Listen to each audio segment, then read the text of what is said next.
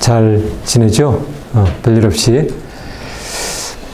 지난주에 우리가 예술과 과학기술을 했습니다. 과학기술은 예술과 무관할 거, 예술은 과학기술에 전혀 다른 것으로 이렇게 우리가 생각하기 쉽지만, 지난주에 우리 공부한 것처럼 과학기술과 전혀 다른 게 아니라 과학기술과 아주 밀접한 관계를 가지고 있었고, 과학기술처럼 자연과 우리 사회를 관찰하고 그 결과를 자기의 생각과 아이디어를 표현하는 게 예술이고, 그것을 기술로 발전시키기도 하고, 그래서 뿌리는 같고 과학기술에 의해서 많은 영향을 받았다. 그런 것을 지난주에 공부했습니다. 특히 인쇄술, 음반, 사진. 인쇄술과 사진은 미술에 굉장히 많은 영향을 미쳤죠.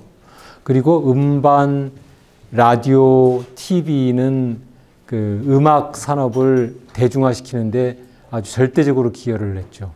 그리고 지금 우리가 쓰는 컴퓨터, 디지털 기술은 음악, 미술 모두 통틀어서 아주 혁명적인 변화를 가져다 준 과학기술이죠. 그래서 예술은 과학기술의 영향을 많이 받았다라는 것을 지난주에 공부했습니다. 예술이 우리의 문명이고 문명은 우리 과학기술의 역사이기도 하기 때문에 어찌 보면 당연한 것인데, 일반적으로 이제 예술과 과학기술을 따로따로 생각하는 하기 쉬워서 이제 지난주에 그렇지 않다라는 것을 제가 이제 이야기를 했고, 이번 주에는 예술과 돈도 전혀 무관한 것이라고 생각하기 쉽죠. 예술가는 돈과 전혀 관계없는 고상한 그런 분들이라고 생각하기 쉽죠. 예술가 본인이 그렇게 생각하는 경우도 많습니다. 나는 돈 전혀 생각하지 않아. 돈은 전혀 무관해. 사실 교수들도 그런 경우가 있거든요. 저도 돈 전혀 신경 안 써. 월급이 적어도 상관없어. 이렇게 생각하지만 가족들은 그렇게 생각하지 않죠.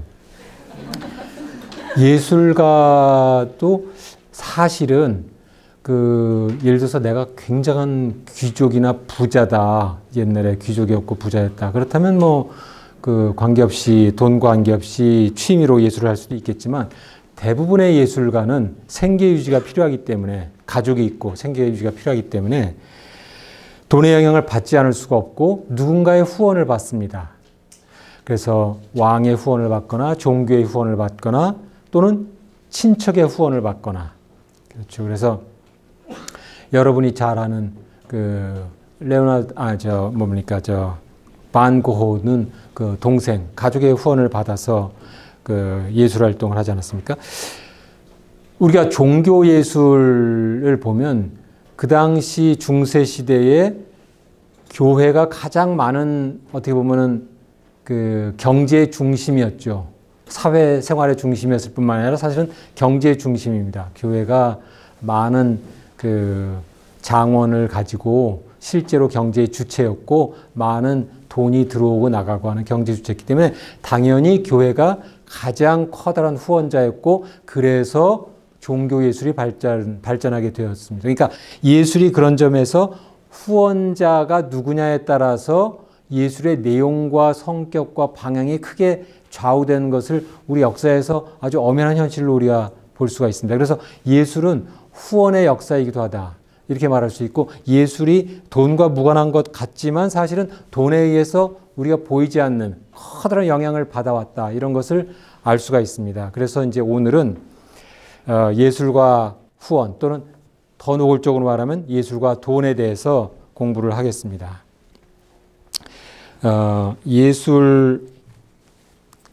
예술의 역사는 후원의 역사라고 말할 수 있을 정도로, 우리 인류 문명의 역사가 어떻게 보면 돈의 역사고 경제의 역사이고 그렇기도 하죠. 그래서 경제, 돈, 우리 문화, 사회가 뗄래야 뗄 수 없는 그런 밀접한 유기체적인 관계를 가지고 있고, 그래서 예술도 돈의 역사라고 말하는 것이 전혀 이상할 건 없죠. 그래서 우리가 예술 후원하면 메세나라고 합니다. 메세나가 예술 후원을 뜻하죠. 그럼 메세나라고 하는 게 어디서 나왔느냐?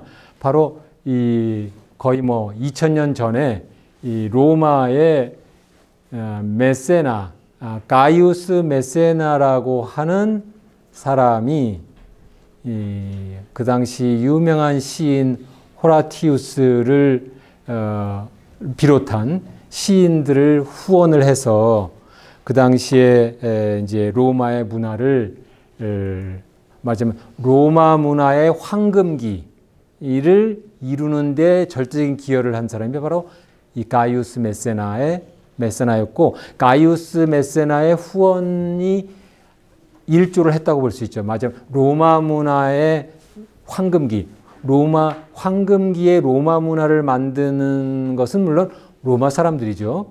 그런데 로마 예술인들이지만 그 예술인이 예술을 할 수 있게 도와준 사람이 누구냐? 바로 이 가이우스 메세나였기 때문에, 그래서 예술 후원하면 메세나라고 우리가 말을 합니다. 그래서 이제 기업의 메세나 활동이 지금 많잖아요. 현대 21세기에 예술 세계에서 중요한 게 기업의 메세나죠.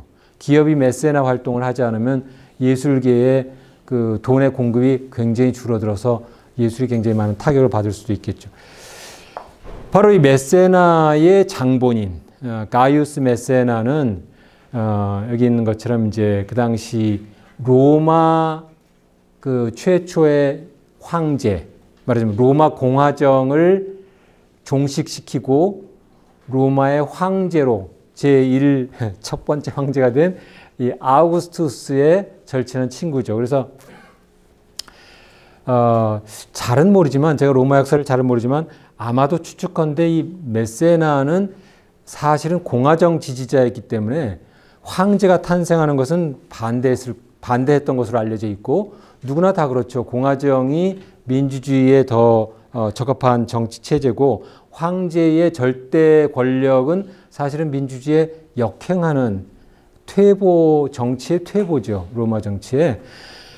그래서 사실은 이 메세나는 이 아우구스투스의 사실은 적인데, 결국은 현실이 아우구스투스가 권력을 잡고 황제로 등극했기 때문에, 이건 뭐 추측이지만, 나의 개인적인 추측이지만, 메세나로서는 정치적으로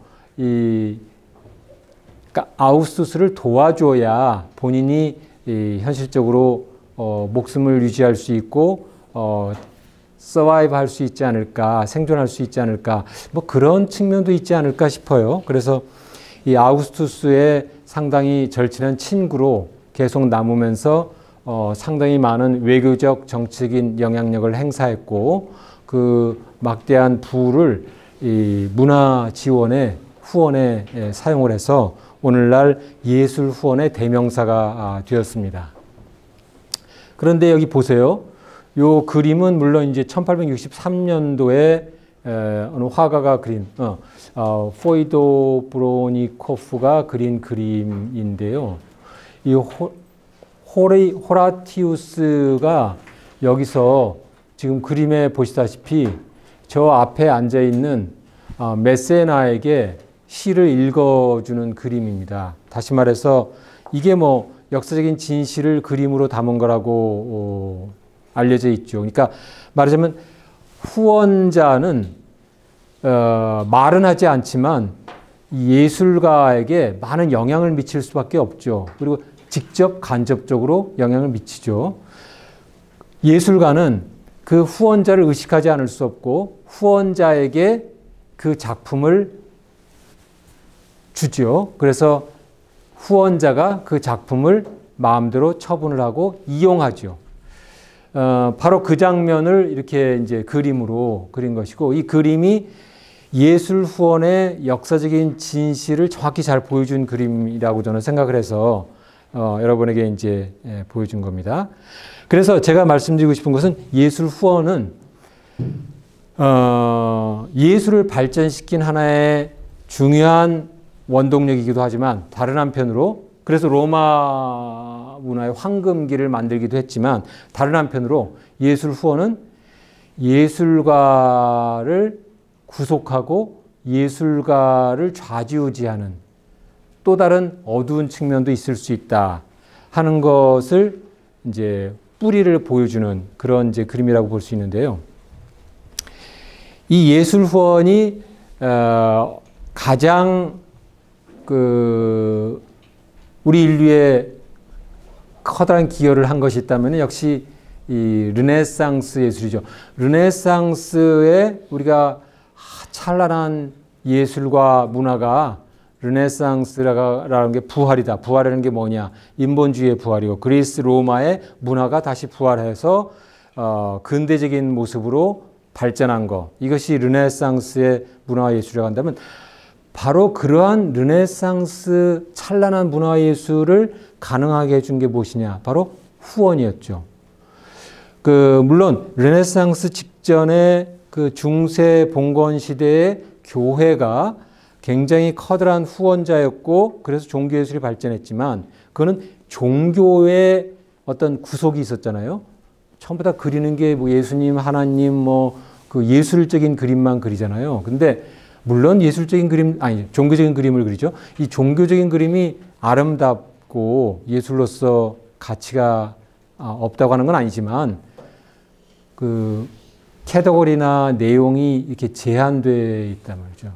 후원자가 교회이기 때문에. 그런데 이 르네상스 시대에 와서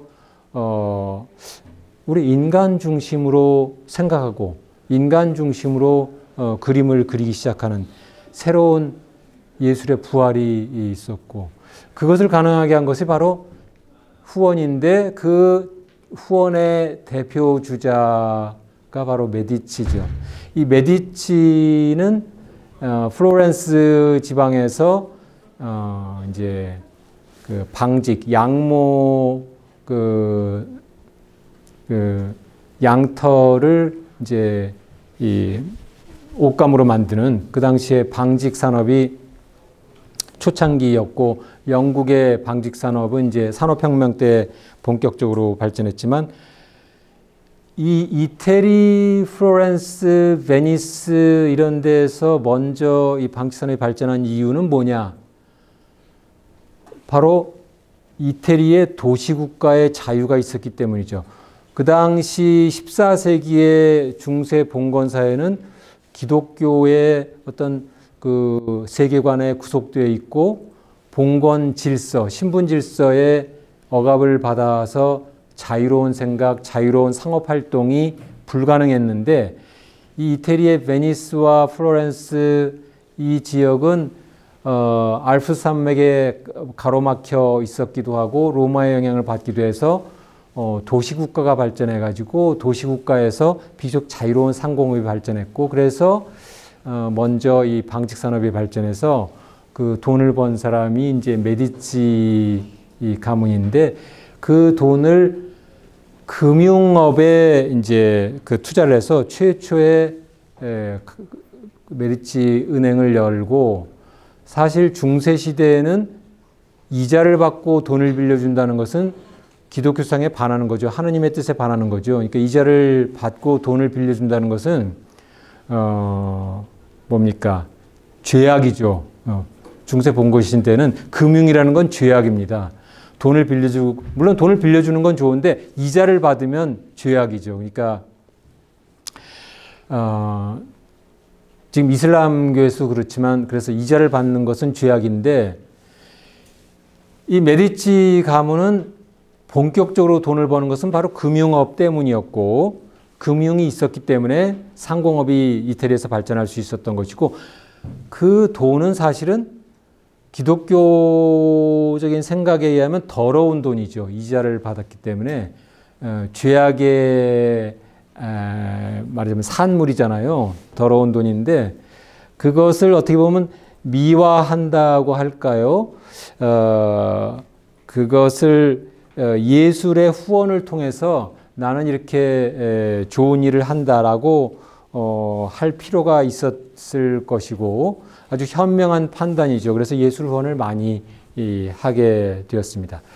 물론 그렇게 해서 그냥 돈만 번 것은 아니고 사실은 이태리 상공인들이 많은 기술 발전을 했던 것처럼 영국의 산업혁명 전에 영국의 산업혁명은 18세기가 되어서야 본격적으로 시작을 하지만 이태리의 방직 산업이랑 상공업은 벌써 14세기에 시작을 합니다. 그러니까 굉장히 빨리 시작을 했죠. 근데 빨리 시작해서 빨리 무너졌는데 이 메디치는 이 복식부기, 여러분 회계학에서 오늘날 가장 중요한 원칙이 복식부기의 원칙인데 그 복식부기를 개발을 해서 그 옛날에 복식부기 방식을 개발해서 아주 효율적이고 합리적으로 회계장부를 정리했습니다.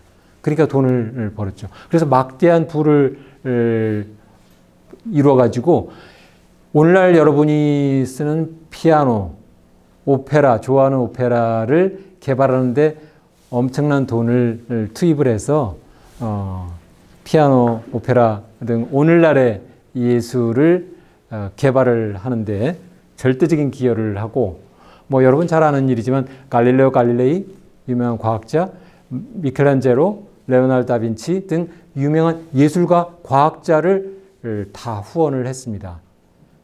그래서 갈릴레오 갈릴레이는 너무나도 고마워가지고 그렇게 망원경으로 관측한 어느 위성에 그 별 이름을 요 메디치의 자녀들의 이름으로 다 별 이름을 지었죠.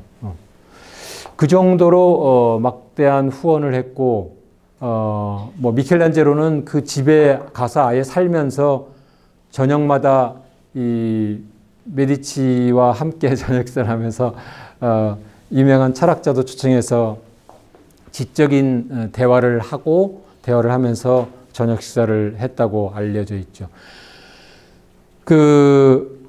제가 그래서 이런 이야기를 들으면서 감동을 받은 것은 메디치라고 하는 사업가나 미켈란젤로라고 하는 예술가나 그 당시에 과학자나 철학자가 모두 다 함께 진짜 진지하게 이 자연과 사회를 관찰하고 연구했다는 거죠. 사업가도 그렇고 예술가도 그렇고 철학자도 그렇고 과학자도 그렇고 같이 함께 밥을 먹고 커피를 마시면서 진지하게 자연과 우리 사회를 관찰하고 연구하고 그것을 활용하려고 실제로 작품에 반영하고 실제로 물건을 만들고 실제로 우리 인간 사회를 이렇게 바꾸는데 상품을 개발하는데 물건을 만드는데 응용했다는 거죠. 응용하려고 노력을 했다는 거죠. 그런 노력이 보이잖아요. 미켈란젤로가 왜 집에 가서 뭐 하인처럼 지내는 것도 아니잖아요. 집에 가서 너는 이 집을 써라. 감사합니다. 그냥 그 집에 머슴살이를 하는 게 아니라 거기서 주인처럼 같이 저녁 식사를 주인과 함께 같이 하고 철학자를 초청해서 철학을 논하고 과학자를 초청해서 과학적인 발견의 성과를 듣고 그러면서 저녁 식사를 하면서 배우고 토론하고 그러는 거예요. 멋있잖아요. 그래서 그런 그 예술 후원을 통해서 르네상스 예술이 꽃을 피게 되었죠.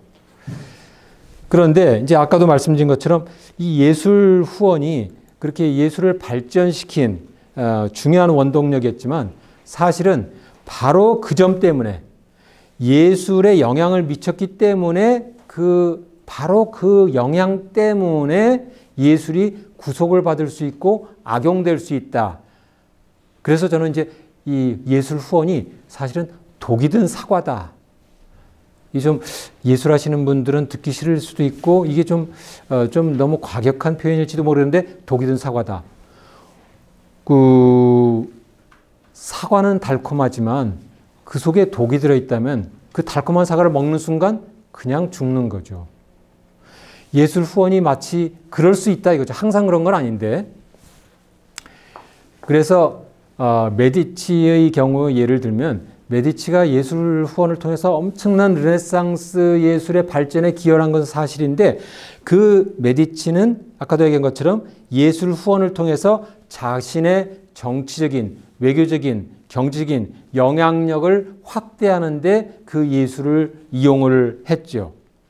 그렇다고 해서 예술이 어떤 다른 악영향을 받았느냐라는 것은 제가 예술을 잘 몰라서 모르겠어요. 그런데 예술이 그렇게 악용되었다라는 것은 분명히 말할 수 있는 것이죠. 그래서 이 메디치는 계속 그 목표가 물론 예술의 발전도 관심이 있었겠지만 그 목표는 자신의 정치적인 성공이었죠. 그래서 여기 보시다시피 그 당시 가장 커다란 권력은 교회였기 때문에 교황 선출을 하는데 비밀회의가 있잖아요. 뭡니까?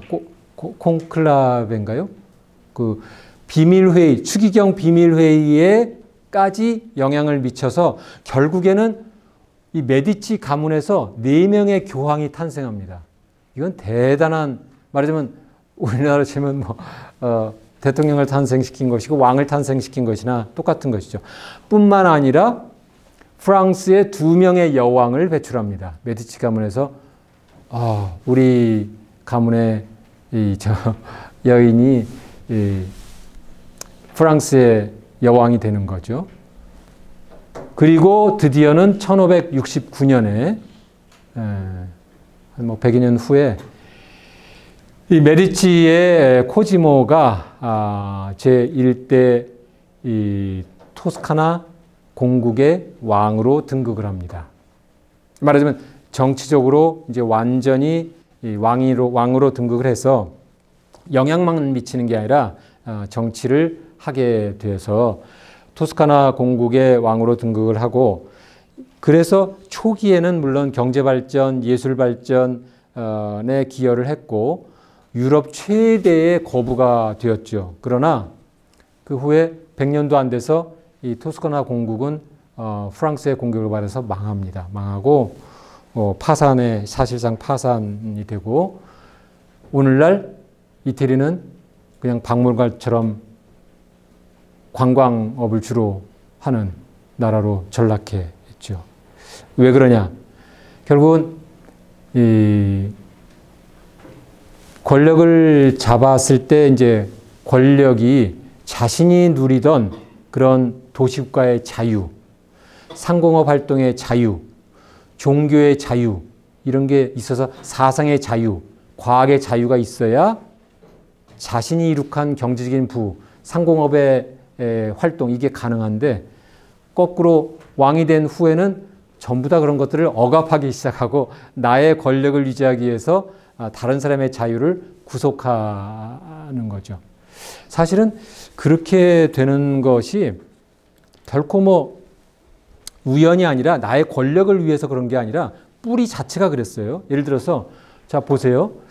여기서 이제 이 돈을 벌어가지고 예술 후원을 하잖아요. 근데 갈릴레오 갈릴리의 후원은 끊어집니다. 왜 후원을 끊을까요?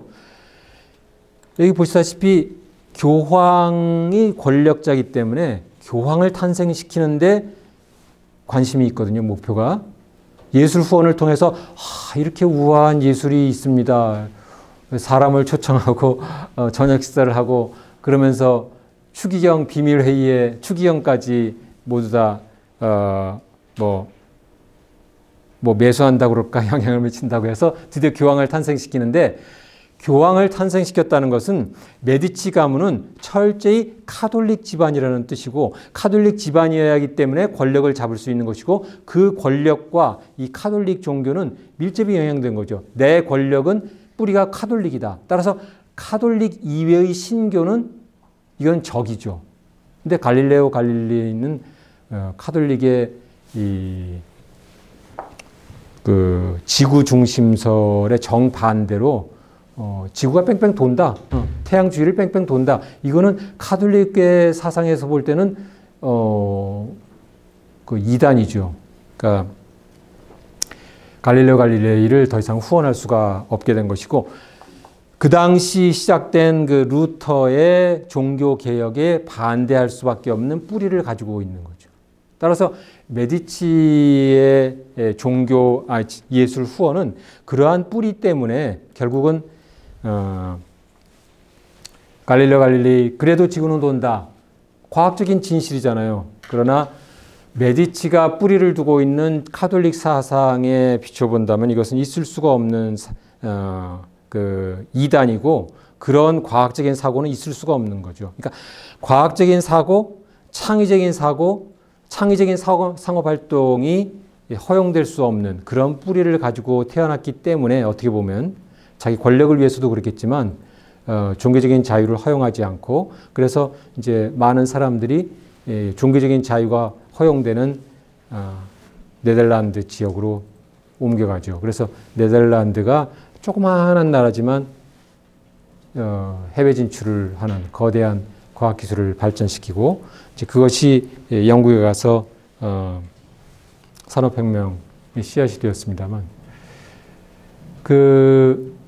여기에서 이 천주교 카톨릭과 과학사상 이건 하나의 예에 불과하고 이 토스카나 공국이 말하자면 자기 자신은 메디치 가문 자신은 도시의 자유, 도시의 공기는 자유롭다 이런 말이 있잖아요. 그런 것처럼 그 봉건 질서와 다른 이태리 도시의 자유 때문에 자신이 성공했는데 사실은 그러나 토스카나 공국을 만든 후에 왕이 돼서는 그 자유를 뺏어가기 시작합니다. 그래서 신분 질서가 고착화되고 그다음에 그 당시 그 자신이 이용했던 그 여러 가지 계약의 자유 이런 것들을 전부 다 뺏어가기 시작합니다. 계약의 자유가 없고 상거래 활동의 자유가 없으면 경제가 발전할 수가 없겠죠. 바로 그 도시의 자유, 도시의 자유라는 것은 종교적인 자유, 계약의 자유, 경제활동의 자유, 모든 자유를 포함하는 것이지만 그 뿌리가 카톨릭에 기초를 두고 있고 그 왕의 권력을 유지하기 위해서 역행하는 그런 그 통치를 해서 결국은 사실상 파산되고 몰락하는 신세가 되었습니다. 바로 이러한 그 배경에 예술 후원이 있었고 예술 후원이 한편으로는 예술을 발전시켰지만 그러한 정치적인 용도에 악용된 측면이 있다. 이것을 이제 제가 말씀드리는 것인데요. 레오나르도 다빈치도 모르겠어요. 이것은 제 추측입니다만 그러한 그 변화를 뭐 예감했는지 프란시스 1세 프랑스의 프란시스 1세가 이제 이 플로렌스를 공격해서 어느 날 연회를 베풀고 프란시스 1세가 이 레오나르도 다빈치를 만나가지고 여기 이제 별로 희망이 없으니까 프랑스로 오세요. 그래가지고 프랑스로 가기를 제안해서 프랑스로 갑니다. 그래가지고 레오나르도 다빈치가 말년에 한 몇 년간은 이 프란스 1세가 제공한 그 장원 커다란 그 영주의 매너하우스, 영주의 집에서 살게 됩니다. 바로 그 프란시스 1세의 궁전 옆에 있는 그 매너하우스에서 살고 엄청난 연금을 제공하면서 여기서 지내세요. 그래가지고 말년을 레오나르도 다빈치가 이제 프랑스에서 보내는데 그때 자기가 플로렌스에서 이태리에서 그렸던 그림을 다 가져갑니다. 프랑스로. 그래서 여러분이 오늘날 이 레오나르도 다빈치의 명작 모나리자는 루브르 박물관에 가서 봐야지 이태리에 가면 볼 수가 없어요. 이거 얼마나 아이러니입니까? 이태리의 화가 레오나르도 다빈치가 모나리자를 이태리에서 그렸는데 그 작품은 루브르 박물관에 있어요. 왜? 프란시스 1세가 그 그림을 받았으니까. 이게 아이러니 아니에요? 이 프란시스 1세는 그러니까 말하자면 그 영주의 집을 주고 어떻게 보면은 굉장히 이 현명한 투자를 한 셈이죠. 예술 후원을 했는데 그냥 예술을 해서 그림을 단순히 그리게 한 게 아니고 옛날에 그려놓았던 그림까지 다 함께 그냥 다 받았으니까 얼마나 그 아주 효율적인 투자를 한 겁니까? 바로 이런 측면은 사실은 효율적인 투자라고도 볼 수 있지만 이런 예술 후원은 사실은 시장의 왜곡이죠. 진정한 가치에 비례하는 대가를 지급하지 않은 거 아닙니까? 제가 이상한 이야기일지 모르지만 여러분 한번 생각해 보세요. 메디치가 투자한 것을 사실 뺏어간 거잖아요. 이게 정당한 거래입니까? 이거는 시장의 왜곡이 아닌가요? 제가 그래서 시장의 왜곡이라는 것을 이것은 좀 비꼬아서 하는 말인데 이건 그러니까 논리적으로 제가 지금 이제 이야기하기는 참 어렵고 좀 더 연구를 해봐야 되는데 우리 박수근 화백의 그림이 가장 우리 역사상 비싼 가격으로 경매에 낙찰됐다고 제가 알고 있는데 45억. 뭐 미국의 뭐 소더비 경매하면 아주 형편없이 낮은 가격이지만 우리 시장이 좁기 때문에 이 가격이 최고의 가격이라고 제가 알고 있어요. 45억에 이 빨래터, 박수근의 빨래터가 낙찰이 됐습니다. 우리나라에서는 굉장히 정말 기록적인 가격인데 박수근 화백 자신은 굉장히 배고프게 아주 힘들게 살다가 돌아가셨죠. 나는 정말 빵이 없어서 배고프다 그러면서 예술가는 죽어갔는데 그 후에 45억에 낙찰됐단 말이에요. 이 그림은. 이 그림의 소유자는 누구냐? 바로 미국의 존 릭이라고 하는 존 릭스인데요.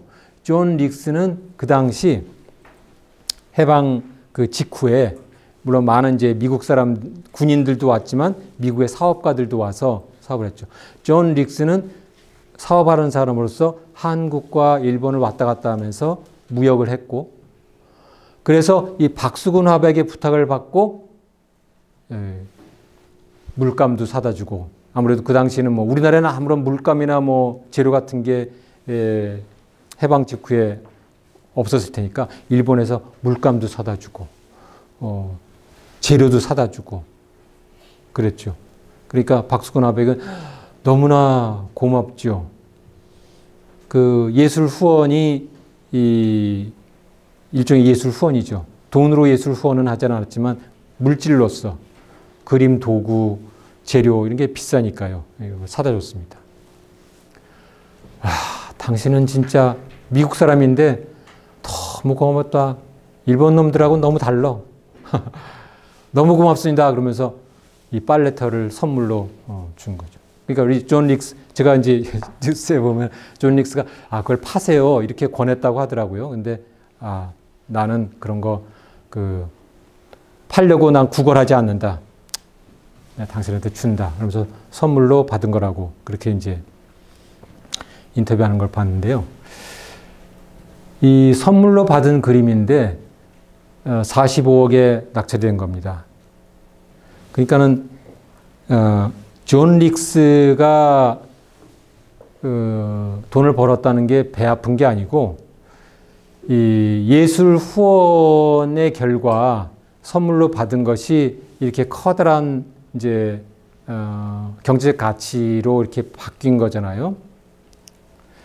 그것은 사실은 이 박수근 화백의 그림이 그 당시 해방 직후에 우리 산업이 정말 너무나도 낙후돼 있어가지고 예술의 공정한 거래 이런 게 뭐 기대하기는 어려웠었지만 만약에 가정에서 그게 가능했다면 박수근 화백이 그 당시 충분한 보상을 받고 배고프지 않게 예술 활동을 할 수가 있어야 되고 있었어야 되는 거죠.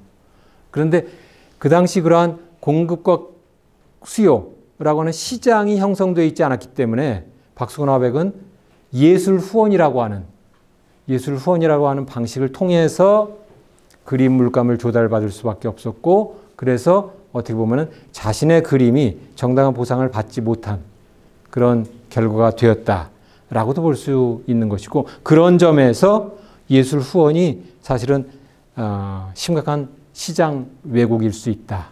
저는 이제 그 점을 지적을 하고 싶은 겁니다. 그래서 결국 예술 후원이 그러니까 존 릭스가 없었다면 박수근 화백이 그림을 그릴 수 있었겠냐?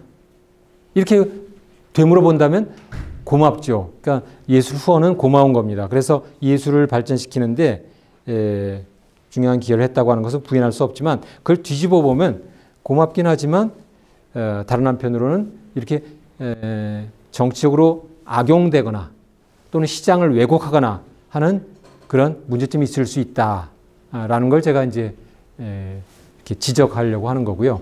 여러분이 좀 뭐 이견이 있으면 지적을 해주면 제가 연구하는데 이제 좀 도움을 받도록 하겠습니다. 그래서 이런 이제 시장의 중요성, 말하자면 예술 후원은 그 시장이 발달하기 전에 저는 말하자면 예술을 발전시키는 중요한 원동력이지만 시장을 발전시키기 전에 부득이하게 형성된 수요자 중심의 예술 지원이었다. 이렇게 생각하면 어떨까 싶어요. 그러니까 시장이 발달하지 않으면 예술가가 공급자로서 내가 마음대로 예술을 공급할 수가 없죠.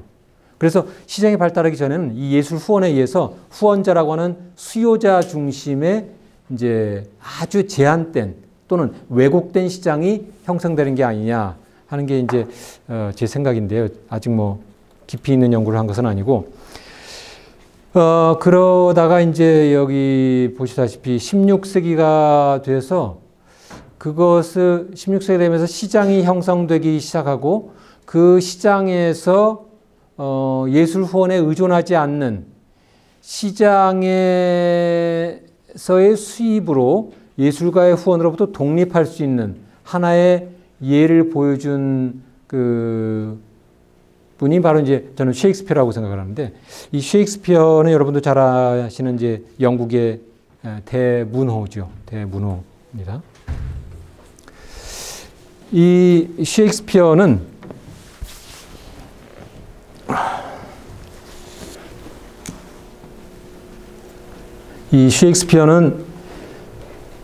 여기 이제 아시다시피 로드 챔벌린스 맨이라고 하는 게 극단입니다. 극단의 이름인데요. 런던의 챔벌린 경과 이제 그 공후 백자남, 영국의 이제 귀족 그 계급이죠. 공작, 후작, 백작, 남작. 이 귀족이 후원해서 만든 극단입니다. 그래서 이제 극단의 이름이 후원을 한 귀족의 이름에 따라서 바뀝니다. 뭐 챔벌린스맨, 무슨 맨 이런 식으로 이제 극단의 이름이 바뀌는데 챔벌린스맨이 아마 챔벌린이 후원을 많이 해서 그 다음에 이제 바뀌었고 그 다음에 그 왕의 후원이 있습니다. 그래서 결국은 이 극단의 이름이 킹스맨으로 바뀝니다. 왕의 남자. 왕의 남자. 우리 그런 영화도 있었는데 결국은 그래서 킹스맨이라고 하는 극단으로 이름이 바뀌는데 그 극단의 8명 멤버 중에 한 명으로 이제 극본을 써서 이제 그 왕이나 그 챔벌린 경의 후원을 받아서 극본을 쓰죠. 그런 점에선 기존의 예술 후원과 똑같습니다. 르네상스 시대까지의 후원과 똑같죠. 왕의 후원이 있었다. 왕이나 교회 또는 사업가의 후원이 있었다는 점에서 후원에 의존하는 점은 똑같은데 그러나 이제 셰익스피어의 다른 점은 그 극단이 런던의 글로브 극장, 글로브 티어터에서 이 극단은 셰익스피어와의 계약에 의해서 셰익스피어가 쓴 극본은 우리 극단이 독점적으로 공연을 할, 상연을 할 권리를 가진다. 이렇게 독점적인 권리를 가지고 있고 그 계약에 의해서 이 글로브 티어터에서 그 공연을 합니다. 그럼 이게 이제 시장이 형성된 거죠. 시장이 형성되었기 때문에 극장에서 공연을 하는데 공연을 하면은 그 티켓 수입이 있잖아요. 매출이 생기죠. 그래서 이 일반 플로어는 그 1실링, 조금 좋은 데는 2실링, 여기 발코니는 10실링, 이런 식으로 해서 하고 그 수입을 받으면 그 수익의 일부를 이제 극본 작가에게 주고 공연한 배우에게 주고 그 남은 수익을 바로 이 극단의 멤버들이 또 나눠 갔습니다. 배당을 받는 거죠. 그래서 셰익스피어는 그 왕이나 귀족의 후원을 받죠. 둘째, 극본을 상영하고 로열티를 받죠. 셋째, 이 극단의 수익을 배당받죠. 그러니까 이 최소한 3가지의 수익을 이제 확보할 수가 있었고, 이 셰익스피어의 수입의 2가지, 말하자면 극단의 수익을 배당받는 것과 극장 수입의 일부를 극본 작가로서 로열티로 받는 거. 이 두 가지는 결국 시장을 통해서 받는 거죠. 바로 그런 점에서 이 셰익스피어의 수입은 시장이 생기기 시작한 이 15세기, 16세기의 변화를 잘 보여준 예라고 볼 수 있겠습니다. 음악과 미술도 이 셰익스피어처럼 그 당시부터 시장이 형성되어서 시장을 통해서 수입을 올리기 시작합니다. 그래서 여러분도 잘 아시다시피 영국의 산업혁명이 본격적으로 시작되기 전 16세기, 15세기에 네덜란드가 아주 막강한 그 동인도 회사를 통해서 해양으로 진출하기 시작하잖아요. 왜 영국보다 먼저 그렇게 해양에 진출을 했느냐? 바로 네덜란드의 자유가 있었던 것이죠. 이태리의 자유처럼 네덜란드는 신교가 허용되고 종교적인 자유가 허용되고 그래서 프랑스, 스페인 등등의 신교도들이 종교적인 박해를 피해서 이 네덜란드 지역으로 다 암스테르담 지역으로 옮겨오게 되죠.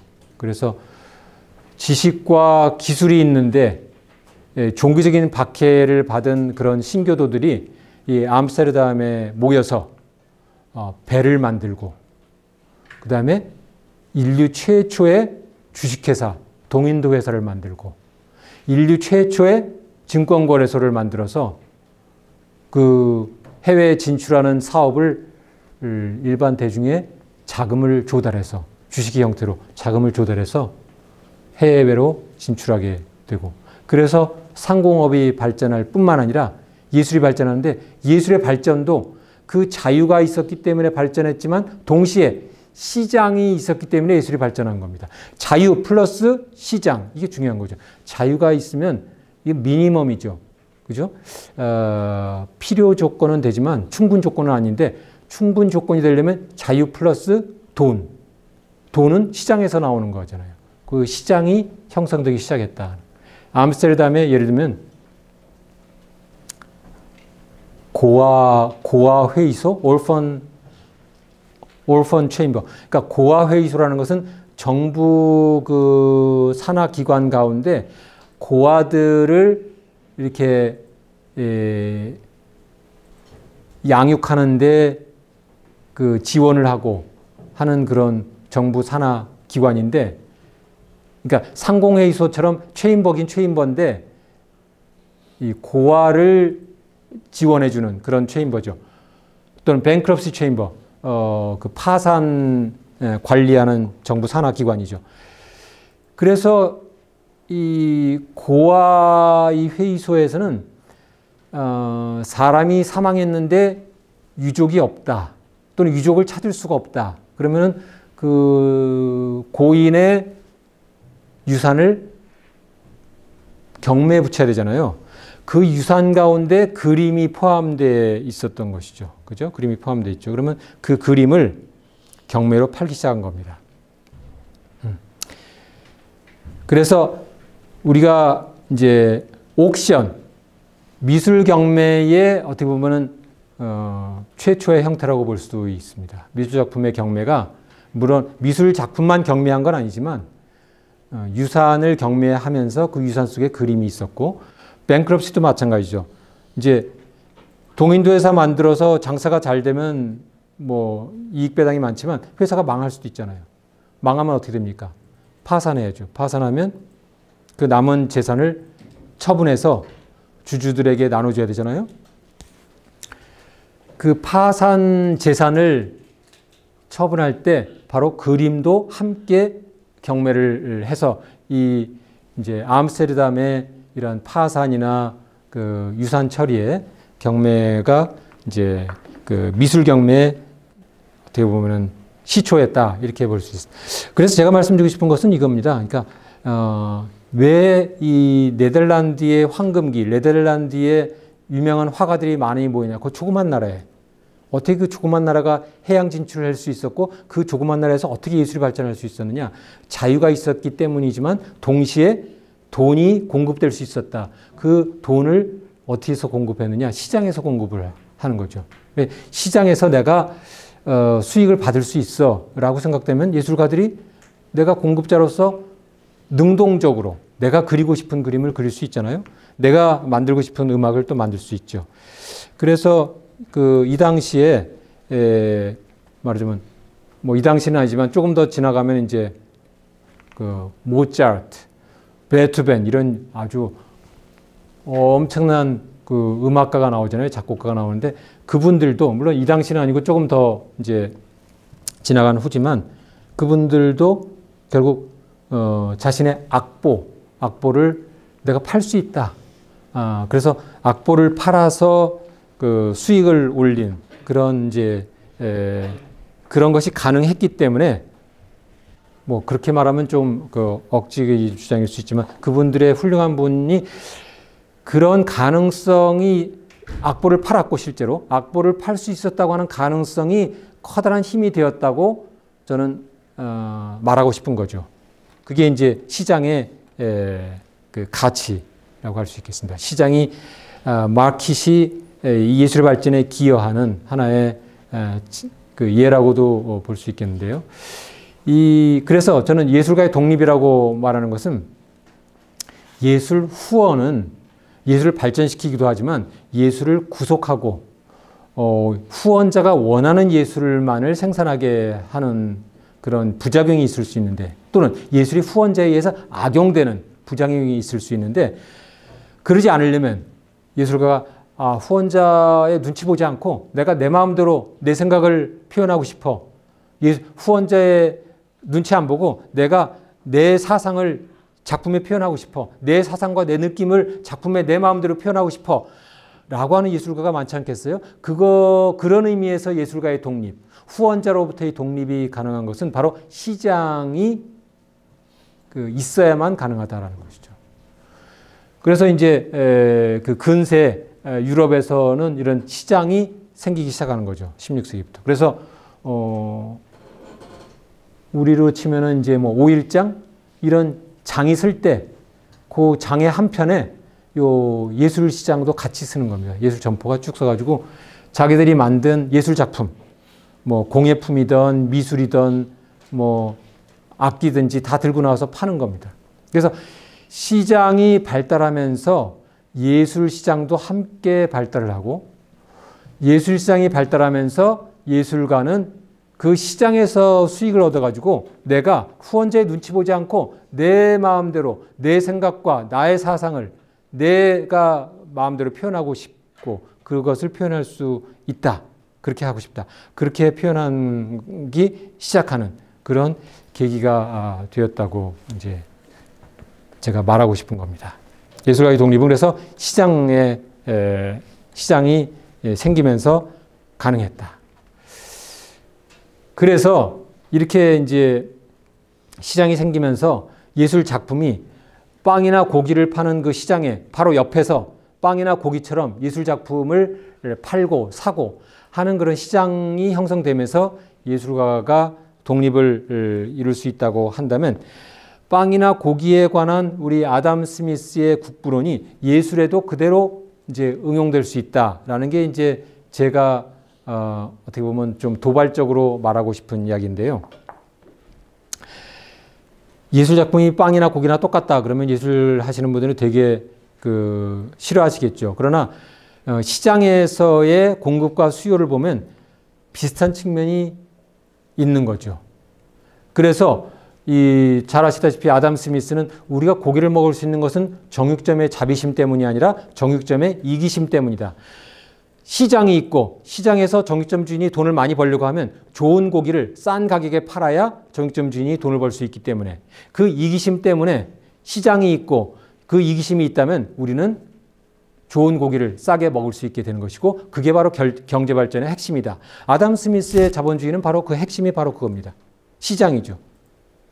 그래서 정육점의 자비심이 아니라 정육점의 이기심과 시장이 있기 때문에 우리가 고기를 마음대로 먹을 수 있고 그 시장이 자유롭고 공정한 시장이 있다면 이기심을 허용해 주는 것이 경제 발전의 핵심이다.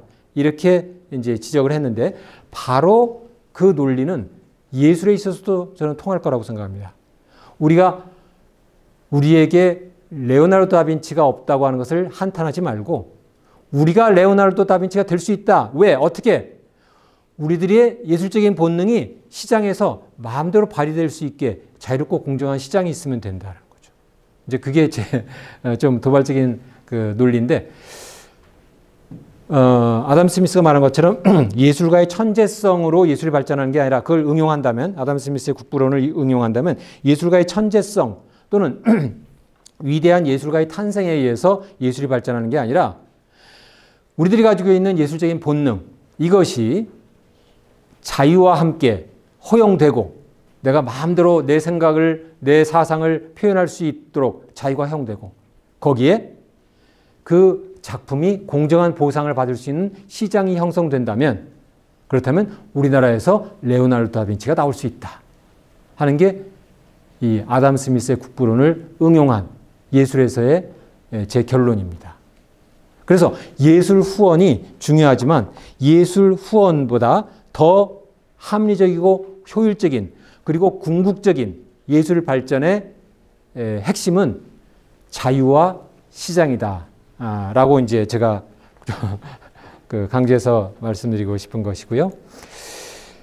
그래서 이것을 자유로운 시장이 형성되려면 뭐가 있어야 됩니까? 내가 공정한 보상을 받아야 되겠죠. 공정한 보상을 받으려면 어떻게 해야 됩니까? 이것도 공정한 보상도 내가 공정한 보상을 해주세요. 자비심에 의존하면 안 되는 거죠. 시장에서 내가 권리로서 공정한 보상을 받을 수 있는 권리가 있을 때 비로소 시장이 자유롭고 공정하게 운영될 수 있는 것이죠. 그죠? 시장의 자유와 공정한 질서는 자비심에 의해서 생기는 게 아니고 시장의 자유로운 질서와 공정한 질서는 바로 권리로서 권리와 의무에 의해서 보장될 때 자유로운 시장, 공정한 시장이 체계적으로, 합리적으로, 효율적으로 작동이 되는 것이고, 그래서 예술에서의 바로 예술의 발전을 담보해주는 그 예술에서의 자유로운 공정한 시장, 그것은 바로 저작권이라고 하는 권리에 의해서 그게 가능하다라는 것이 이제 오늘의 결론입니다. 바로 그것을 보여준 것이 이 저작권법, 영국의 1710년도 저작권법입니다. 저작권법이 탄생한 것은 바로 그런 예술, 문화의 시장이 생기면서 고민한 결과 제가 내린 결론과 똑같은 결론에 도달했기 때문에 시장에서 권리로서 자유롭고 공정한 보상을 가능하게 해주는 게 뭐냐? 바로 저작권이라고 인류가 최초로 만들어낸 발명품이 바로 저작권법인 거죠. 이 구텐베르그의 인쇄술은 1439년에 구텐베르그가 발명을 해서, 물론 우리나라에도 그 고려시대에 직지심경이 그 활자술로 금속 활자에 의해서 만들어졌다고 알려져 있는데요.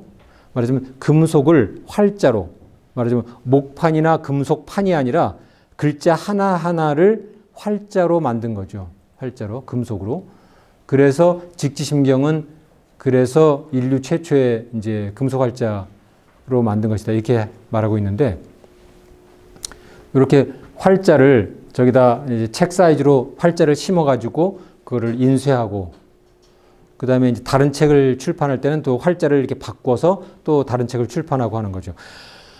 그런데 이제 우리나라나 중국에서는 그 활자술이 상용화되지를 못하고 정부가 독점을 해서 그렇게 많이 활용되지 않았는데, 이 구텐베르그의 활자술은 물론 그 고려시대 활자술보다 훨씬 더 발전된 기술일 뿐만 아니라 상용화되어 가지고 그 당시 가장 많이 팔리는 책이 뭐죠? 성경을 찍어서 이제 돈을 벌 수 있게 되는 거죠. 아, 성경이 뭐 찍기만 하면 팔리는 거잖아요. 누구나 다 사서 봐야 되기 때문에 바로 그 인쇄업자들이 이 구텐베르그의 활자술을 상용화하게 된 것은 그 성경에 대한 수요, 이것을 시장이 있었기 때문에 이제 민간 인쇄소들이 그거를 찍어서 판매하기 시작했고, 그 다음에 성경뿐만이 아니라 뭐 이제 소설, 그 다음에 조금 가면 악보, 이런 것도 판매할 수 있게 된 것이죠. 그림도 이제 인쇄해서 찍을 수가 있게 된 것이고, 바로 이러한 인쇄술이 15세기 1439년에 나왔는데 무려 이제 250여 년이 지난 후 1710년에 가서 저작권법이 만들어집니다. 말하자면 200여 년 동안 우리 인류가 고민한 거죠. 저와 똑같은 고민을 한 겁니다. 자, 그 예술이 나오고 문학이 나오는데 그리고 시장이 형성됐어. 그리고 분명히 시장을 통해서 예술가 문인들이 공정한 보상을 받는 것이 예술 발전에 도움이 돼. 그런데 어떻게 공정한 보상을 받지? 권리가 있어야 돼. 자비심에 의존하고 계약에 의존해서는 한계가 있어. 맨 처음에 계약으로 하죠. 셰익스피어도 계약으로 했고 계약에 의해서 공정한 보상을 받으려고 하는데 계약을 지키지 않는 사람이 나오잖아요. 그러면 어떻게 합니까? 대책이 없는 거죠.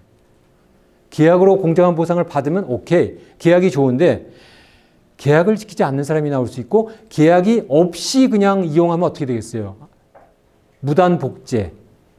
무단으로 공연하는 거야. 셰익스피어 그거 난 계약 체결 안 왔지만 내가 하는 셰익스피어 그걸 공연하겠어라고 하면 어떻게 하겠죠? 어떻게 하죠? 따라서 여기에 자비심에 의존하지 말고 계약에만 의존하지 말고 뭔가 권리, 법적인 권리를 우리가 이 물건에 대한 권리처럼 또는 집에 대한 권리처럼 땅에 대한 권리처럼 보다 배타적인 권리, 물권적인 권리 이런 것을 주는 것이 시장에서 공정한 보상을 확보하는 그런 제도가 될 것이다. 그래서 200여 년을 고민한 끝에 영국에서 탄생한 것이 바로 인류 최초의 근대적인 저작권법 Statute of Anne입니다. 앤 여왕이 이 앤 레지나 이 앤 여왕이 만든 저작권법이 바로 인류 최초의 근대적인 저작권법이고 이것이 바로 제가 우리 오늘 1시간 동안 여러분에게 말씀드린 그 시장에서 예술과 문화가 공정한 보상을 권리에 의해서 보장받을 수 있는 그런 최초의 근대적인 법제도인 것이죠. 계약에 의하지 않고 길드 조직에 의하지 않고 자비심에 의존하지 않고 예술가의 권리로서 공정한 보상을 받을 수 있는 최초의 법제도 이것이 바로 저작권법인 겁니다. 이 법이 탄생하기 전에는 아까 셰익스피어에서 보듯이 계약에 의해서 공정한 보상을 받을 수도 있죠. 그리고 그 당시 예술가들이 만든 길드 조직이 독점적인 권리를 가지고 그 예술품을 팔아서 보상을 받을 수도 있죠. 또는 자비심에 의해서 공정한 보상을 받을 수도 있죠. 훌륭한 후원가가 자비심으로 공정한 보상을 해줄 수도 있죠. 그러나 이와 같이 계약이나 길드 조직이나 또는 자비심에 의존하지 않고 내가 권리로서 예술가가 권리로서 시장에서 공정한 보상을 받을 수 있는 제도 이게 바로 저작권법 제도고 이것이 예술을 발전시킬 수 있는 그 아주 중요한 조건 중에 하나다. 시장 질서의 가장 핵심되는 질서 중에 하나다. 이렇게 말할 수 있을 겁니다. 이 법의 제목을 보면은 그런 것이 표현되어 있는데요. 이 법의 제목은 앤 여왕이 만들었지만 법의 제목이 있잖아요. An Act for the Encouragement of Learning. 학문을 장려하기 위한 법입니다. 이 학문 속에는 물론 러닝 속에는 문화예술도 다 포함되어 있죠. 그죠? 이 러닝. 그러면 러닝을 어떻게 장려할까요? 저작권법이 by